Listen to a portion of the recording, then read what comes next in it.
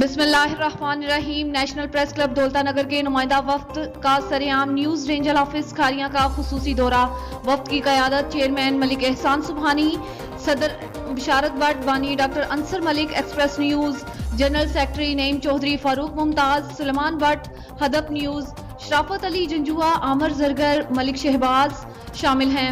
सरेआम news office पहुंचने पर CEO Sareaam News Qamar Gondal, incharge crime cell Punjab madam Sidra Chaudhry, crime reporter Riyasat Sharif, Chaudhary Faizan गुजर ने पुरतपाक और शानदार फूलों की मालाएं पहनाकर इस्तकबाल किया। मेहमानों ने केक काटकर सरेआम न्यूज की सहाफती खिदमत को खराज तहसीन पेश किया।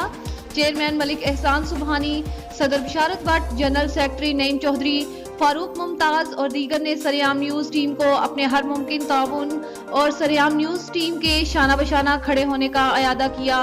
बाद अज़ा कमर गोंदल मैडम सिद्रा चौधरी ने तमाम मुअज़्ज़ज़ मेहमानों का शुक्रिया अदा किया।